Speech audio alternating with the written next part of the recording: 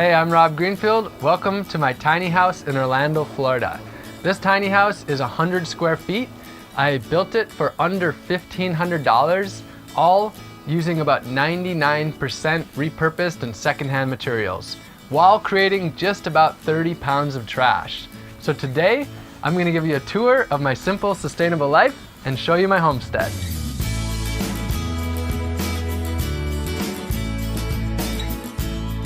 So as you can see, 100 square feet is pretty small. It's just 10 by 10.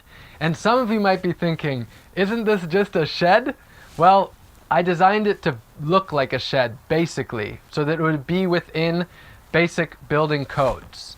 The most important thing is the bed. A lot of my life is outdoors, and this is really just about having a comfortable place. Underneath the bed is storage for my basic stuff. A big part of this place really is food. It's for storing food and processing food and such. Over here, this is a bounty of pumpkins from my garden. Here is the fermentation station, making jun, which is like kombucha, apple cider vinegar, fire cider, honey wine and such. Here I have my bookshelf, a lot of books about how to grow food and live sustainably. And then if we come over here, a lot more food. My project that I'm focusing on right now is 1 year of growing and foraging 100% of my food. And so that's really the centerpiece of everything that I'm doing while I'm here in Orlando for about 2 years.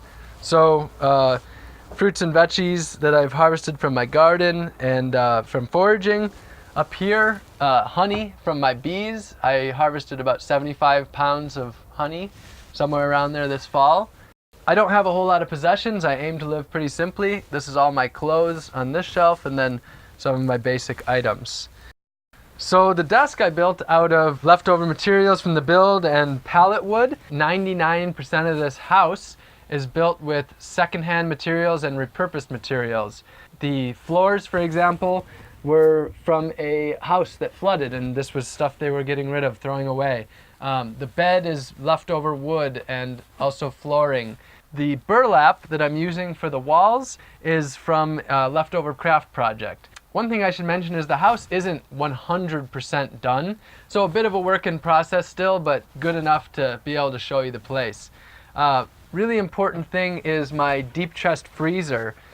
This year I'm growing and foraging 100% of my food, so this is a really important thing for being able to store a lot of food. And that brings me to electricity.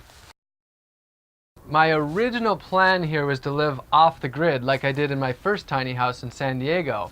But with this project, I found that it just wasn't quite the right match to be completely off the grid. And I'm only using about $100 worth of electricity per year. So since I'm here just for 2 years, it didn't necessarily add up to put a large solar system here when I'm using such a tiny amount of electricity. So what I have is just an extension cord that's running from here on the property. So that's pretty much the inside of the house. It's quite simple. There's not a lot to say about it because most of my time is spent outdoors, in the garden, in my community. And so let's move on to the outside. I really like having an outdoor kitchen because I enjoy being outside. And also when I spill things on the ground, they just soak right in, which means a lot less cleanup. This kitchen was built using leftover materials from the tiny house build. And I have a light that runs here on top. It's pretty simple. Has a battery which I can either charge using my small solar panel or it can be charged inside. I actually have 4 ways of cooking food. The first is a not sustainable form, and the other 3 are renewable energy forms. So the first one is just using a basic propane camp stove. I'm working to move away from that completely so that I'm using all alternative energy. The main replacement for that is a home biogas stove. So this actually converts food waste into methane, which can then be used to cook with, and I'll show you that. Secondly is a solar oven, which just uses the sun, which we have plenty of, to cook. And then third over here is my fire pit. So if I'm cooking like large quantities, I have a 5-gallon pot that can go right on top of here. So this is the biogas. It works like a human stomach in many senses. So one thing that happens when we eat, one of the byproducts is gas, of course. So how can you trap that gas and actually use it for something good? How it works is you simply put food waste into it. I get a lot of food waste from a local restaurant. Simply put the food waste into here. It goes into the stomach. There's bacteria in there, and the byproduct of their digestion is gas. So this up here is a bladder that holds the gas. It's pressurized to push it down. And then just at the back, there is a pipe that goes over to the kitchen and delivers the gas to the stove. Another great byproduct of this system is a bucket full of fertilizer, really nutritious for the plants. So here's the sink. It's extremely simple. This is a 55-gallon barrel in the back, and that holds rainwater. And then it's just gravity fed. I use a biodegradable, gray water safe soap so that this water doesn't have to go to a sewage treatment plant. Instead, what happens is it goes just down the drain, and then there's a tube that just goes out the back, and then back there I have bananas, which are really water-loving plants. So this water, all the water that goes through the sink, doesn't go off-site to a waste treatment plant. Instead, it actually grows food on-site. Also back there, I have my compost bin. The reason I really like my compost bin right there is I can actually toss food in standing right here, so it's really easy to access. So I create very minimal garbage. The little bit of actual trash that I do create, I just put in the trash can of the property. But mostly food waste, yard waste, paper, cardboard, all of that can go right into the compost bin, and that is used to grow food rather than be somebody else's problem. Also here is my drinking water. So it's a pretty great system. It's called a Berkey, and this can be used for purifying rainwater, water from lakes and rivers, or city water. I have my rainwater barrels right here behind the house. I simply stick a pitcher down here, and then my rainwater is purified to be delicious and great for drinking. Rainwater harvesting is very easy, not complicated at all. The water just falls down onto the roof, into a gutter. Instead of having a downspout, I have a rain chain.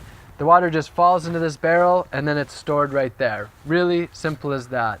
I have multiple barrels, and they're just simply connected by a pipe.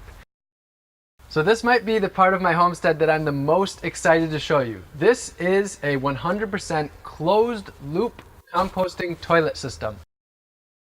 You have two toilets, this one for going pee and this one for going poop.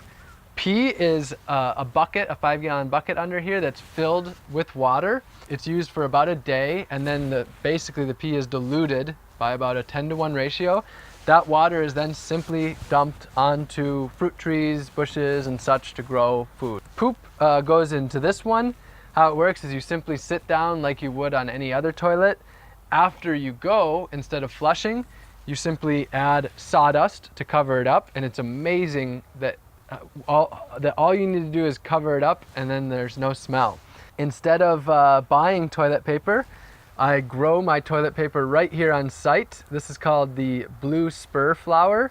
It's in the mint family, so it's got a great smell, and it's ridiculously soft. I mean, that is just wonderful.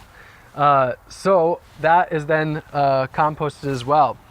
The poop goes into these 55-gallon drums, where it's then composted for a year to make it completely safe, and then it's used on fruit trees to grow fruit. So this is a 100% closed loop compost toilet system that doesn't create any problems for anyone else, and instead makes fertility.